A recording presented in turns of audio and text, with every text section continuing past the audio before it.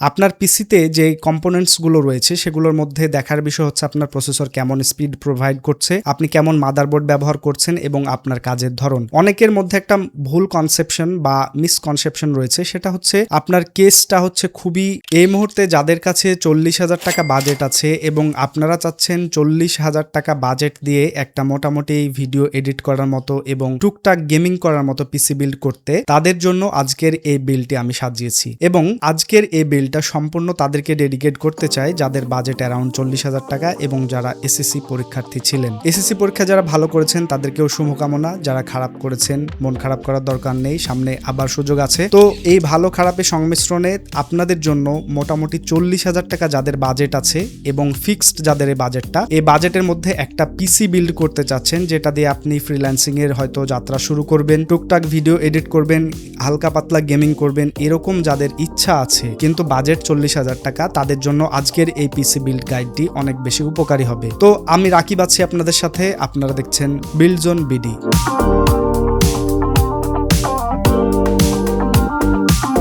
আজকের বিল্ডে আমাদের প্রসেসর হিসেবে থাকছে Ryzen 5 এর 5600 GT, যেটা 5600G এর চাইতে কিছুটা এগিয়ে আছে। তো আপনাদের বলে রাখি, বর্তমান সময়ে পিসি কম্পোনেন্টসের দাম কিন্তু অনেকটাই উপর লেভেলে। মাদারবোর্ড, র্যাম, প্রসেসর এবং যে কোনো ধরনের কম্পোনেন্টস, গ্রাফিক্স কার্ড, কেসিং এর না, তো এই সমস্ত কিছু চিপসেট যেগুলো রয়েছে সেগুলোর দাম কিন্তু ঊর্ধ্বমুখী। তো ঊর্ধ্বমুখী হবার কারণে আমরা মোটামুটি 40,000 টাকা দিয়ে খুব একটা আহামরি অনেক কিছু করতে পারি না, কিন্তু আমরা 40,000 টাকা বাজেট দিয়ে এমন একটা বিল্ড করতে পারি যেটাতে আপনি চাইলে ভবিষ্যতে এখানে আপগ্রেড করতে পারবেন। মানে আপনি কিছু টাকা জমালেন, একটা র্যাম লাগালেন, আবার কিছু টাকা জমালেন আর একটা এসএসডি কিনলেন, আবার কিছু টাকা জমালেন, আপনি একটা গ্রাফিক্স কার্ড অ্যাড করলেন। এই ধরনের যাদের একটা ইন্টেনশন আছে তাদের জন্য আজকের এই ভিডিওটা। তো আজকের ভিডিওতে আমাদের প্রসেসর হিসেবে রয়েছে Ryzen 5 এর 5600 GT। আপনারা দেখতে পাচ্ছেন এই প্রসেসরটা রয়েছে 6টা কোর এবং 12টা কোর, যেটার বর্তমান বাজার মূল্য কিন্তু 17,900 টাকা, কোথাও হয়তো 18,000 19,000 টাকাও নিতে পারে। আর এটার L2 ক্যাশ হচ্ছে 3 মেগাবাইট এবং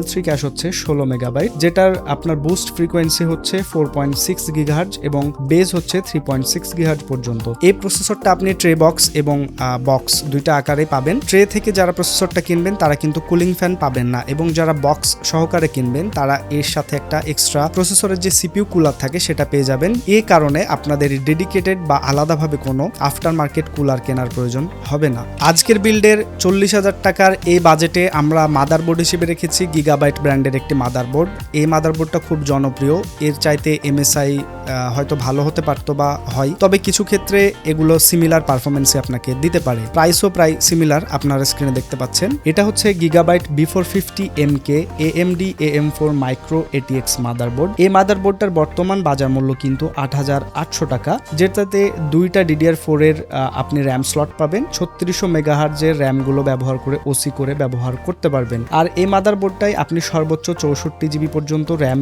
ব্যবহার করতে পারবেন। ফিচার্স হিসেবে রয়েছে একটা M.2 স্লট, আর বাকি যে সমস্ত HDMI পোর্ট, তারপরে আপনার ডিসপ্লে পোর্ট, এসব কিছু এই মাদারবোর্ডটায় রয়েছে, যে কারণে আমরা এই বাজেটে এই মাদারবোর্ডটা এখানে ব্যবহার করেছি। কয়েকদিন আগে র্যামের দাম কমা শুরু হয়েছিল, এরপরে আবার হয়তো 5 থেকে 700 টাকা অথবা 1,000 টাকা মতো র্যামের দাম আবারও বাজারে বাড়তি দেখা যাচ্ছে। এটা আসলে ইন্টারন্যাশনালি দামটা বৃদ্ধি পেয়েছে। অনেকে হয়তো মনে করতে পারেন যে আমাদের বাংলাদেশে সমস্যা আছে। হ্যাঁ, বাংলাদেশের অনেক ক্ষেত্রে বা অধিকাংশ যারা আপনার হোলসেল করে অথবা যারা আপনার পিসি প্রোডাক্ট সেল করে তাদের সিন্ডিকেট রয়েছে, এটা আসলে বলাই যায়। হ্যাঁ, এটা না বলার মতো কিছু না। তারপরও আজকের বিল্ডে আমাদের র্যাম হিসেবে আমরা এখানে রেখেছি 8GB একটা সিঙ্গেল স্টিক, আপনারা স্ক্রিনে দেখতে পাচ্ছেন। এটা হচ্ছে কিমটিগো ওলফারেন 8GB 3200 মেগাহার্জের DDR4 UDIMM র্যাম। আর এই র্যামটার বর্তমান বাজার মূল্য 6,000 টাকা। গতকাল এবং তার আগের দিন হয়তো 5,500 টাকায় দেখেছিলাম। আর এটাতে আপনি হচ্ছে মানে 8GB একটা সিঙ্গেল স্টিক থাকছে। কিমটিগো ব্র্যান্ড মোটামুটি ভালো, এটা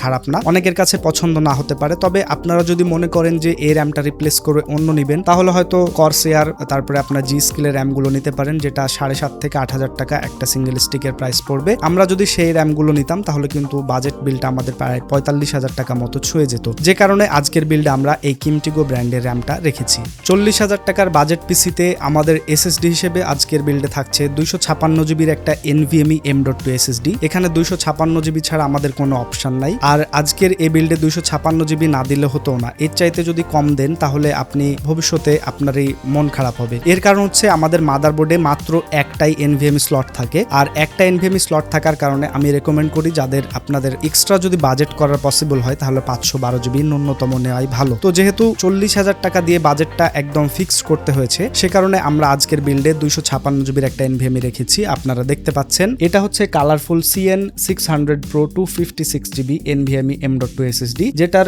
রিড রাইট স্পিড হচ্ছে 3200 মেগাবাইট এবং রাইট স্পিড হচ্ছে 1200 মেগাবাইট পার সেকেন্ড। আর এই এসএসডিটার বর্তমান বাজার মূল্য কিন্তু 6100 টাকা। 6100 টাকাতে আপনারা এই এসএসডিটা 40,000 টাকার বাজেট বিল্ডে পেয়ে যাবেন।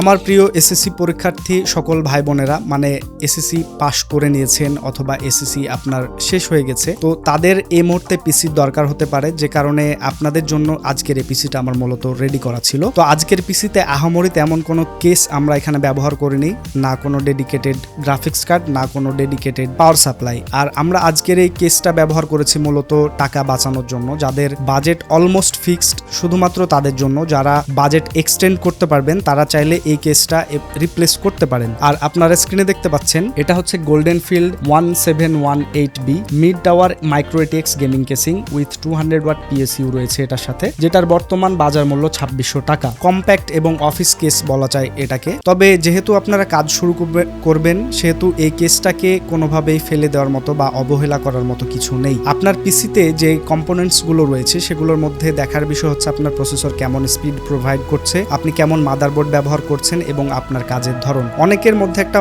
ভুল কনসেপশন বা মিসকনসেপশন রয়েছে, সেটা হচ্ছে আপনার কেসটা হচ্ছে খুবই ARGB অথবা খুবই কালারফুল নিতে চাই। তো আপনি কেসের পিছনে অতিরিক্ত টাকা ইনভেস্ট না করে আপনি আপনার কম্পোনেন্টসের পিছনে টাকা ইনভেস্ট করলে বেটার একটা রেজাল্ট পাবেন। যে কারণে আমি বলার বা বোঝানোর চেষ্টা করি যে আপনারা পিসি কম্পোনেন্টস গুলো কেনার সময় অবশ্যই খেয়াল রাখবেন যে আপনার এই কম্পোনেন্টসটা কিনলে কেমন একটা ফিডব্যাক আপনি পাবেন, আর এইটা কিনলে কেমন একটা বেটার আউটপুট পেতে পারেন। তো কম্প্যারিজন করে দেখবেন, কেসের পিছনে খুব বেশি টাকা নষ্ট করার চাইতে একটা গুড এয়ারফ্লো কেস কিনাই ভালো, এবং ARGB চাইতে নন ARGB অনেক ভালো। তো যাই হোক, আজকের ভিডিও এতটুকুই ছিল। আশা করছি ভিডিওটা আপনাদের ভালো লেগেছে। ভিডিওটা যদি ভালো লাগে অবশ্যই আমাকে লাইক, কমেন্ট, শেয়ার করে জানাবেন। দেখা হচ্ছে পরবর্তী কোনো ভিডিওতে। টিল দেন টেক কেয়ার, আল্লাহ হাফেজ।